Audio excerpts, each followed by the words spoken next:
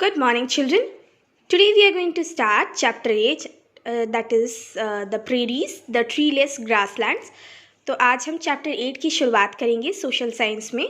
इस चैप्टर का नाम है द प्रेरीज द ट्रीलेस, यानी कि ट्रीज़ के बिना ग्रासलैंड्स, यानी कि ग्रास की एरियाज़. तो इस चैप्टर में बेसिकली हम क्या पढ़ेंगे? हम पढ़ेंगे कि व्हाट आर प्रेरीज, प्रेरीज क्या होते हैं, क्लाइमेट और वेजिटेशन और वाइल्ड लाइफ क्या है प्रेरीज रीजन में, नेचुरल रिसोर्सेज, एग्रीकल्चर और इकोनॉमी क्या है इस रीजन में, और प्रेरीज कहाँ पे लोकेटेड है. So let us start. Vast stretches of flat open regions covered with grass, some bushes and a very few trees are called grasslands. तो grasslands किसे बोलते हैं, यानी कि grass के areas किसे बोलते हैं? जो large area होते हैं, जो flat open regions होते हैं, जो कि covered होते हैं grass से, कुछ bushes यानी कि झाड़ियों से और बहुत ही कम trees से, उन्हें कहा जाता है grasslands. और कितने प्रकार के ग्रासलैंड्स होते हैं? 2 टाइप्स के ग्रासलैंड्स होते हैं. सबसे पहला ट्रॉपिकल ग्रासलैंड्स. ये पाए जाते हैं उन एरियाज़ में जो कि क्लोज़र होते हैं, यानी कि इक्वेटर से नज़दीक होते हैं और हॉट रहते हैं थ्रू आउट द ईयर, यानी कि साल भर हॉट रहते हैं. इस ग्रासलैंड्स को कहा जाता है सावनाज. नेक्स्ट हम जानेंगे टेम्परेट ग्रासलैंड्स के बारे में. तो ये पाए जाते हैं उन एरियाज़ में जो कि दूर होते हैं इक्वेटर से, और ये ज़्यादातर हॉट समर्स और कोल्ड विंटर्स में होते हैं. और टेम्परेट ग्रासलैंड्स को कहा जाता है प्रेरीज. और जो प्रेरीज होता है वो फ्रेंच वर्ड से उसका मतलब है, जिसका मतलब होता है ग्रासलैंड्स. तो ग्रासलैंड्स को अलग अलग नामों से जाना जाता है अलग अलग पार्ट्स ऑफ द वर्ल्ड में.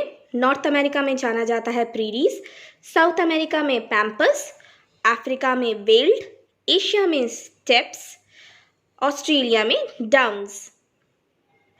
प्रेरीज, तो प्रेरीज क्या है? जो ग्रासलैंड्स हैं, यानी कि जो ग्रास के एरियाज़ हैं नॉर्थ अमेरिका के, वो फ्लैट होते हैं, काफ़ी ज़्यादा फर्टाइल यानी कि उपजाऊ होते हैं लैंड्स, जिसे डोमिनेटेड होते हैं ग्रासेस के द्वारा.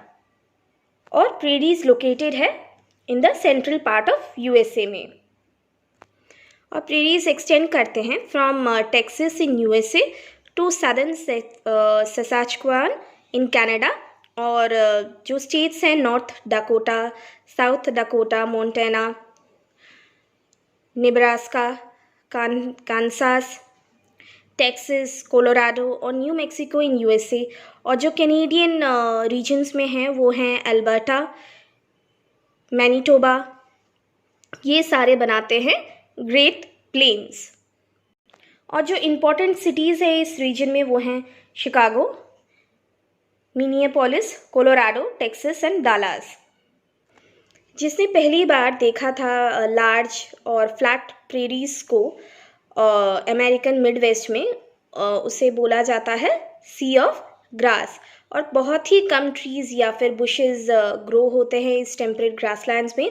और ट्रीज़ मेनली ग्रो होते हैं नदी के किनारों में.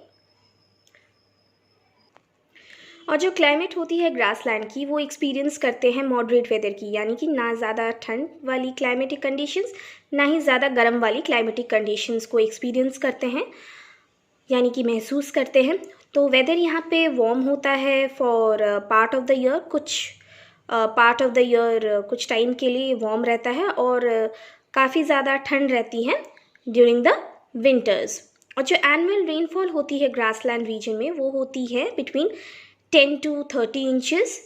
और जो अमाउंट ऑफ रेन होती है वो बहुत ज़्यादा यानी कि काफ़ी होती है ग्रास के ग्रो करने के लिए.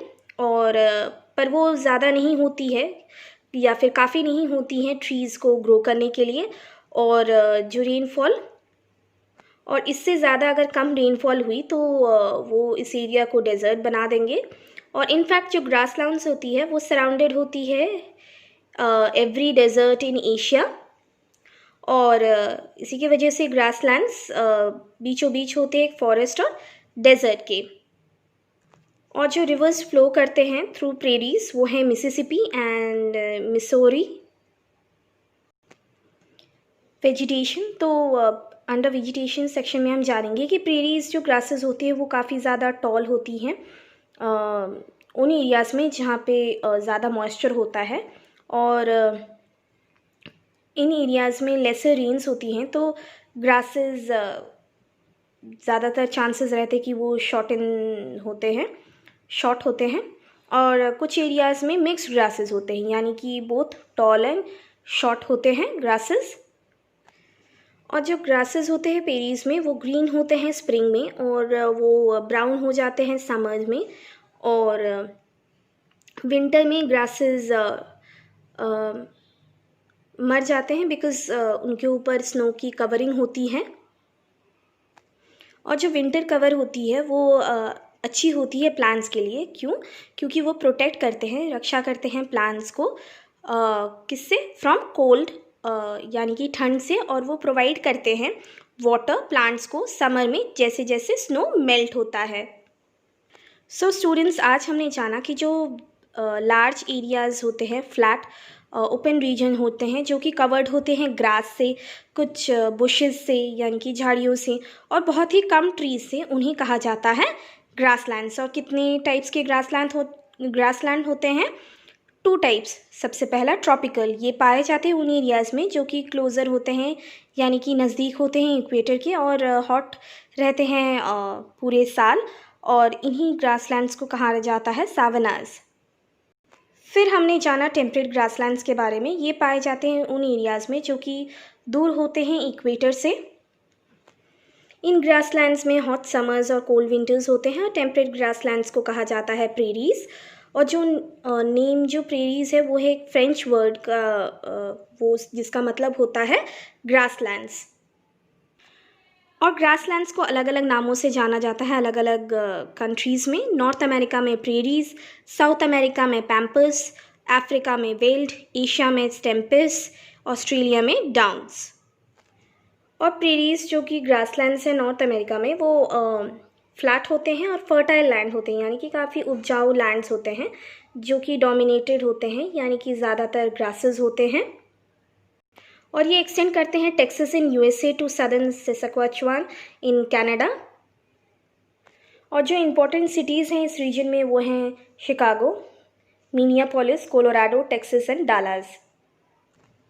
जिसने पहली दफ़े large flat prairies of American Midwest को देखा, उसे बोला जाता है सी ऑफ ग्रास। और बहुत ही ज़्यादा कम ट्रीज़, बहुत ही कम, और या फिर बुशेस ग्रो किए जाते हैं इन टेम्परेट ग्रासलैंड्स में।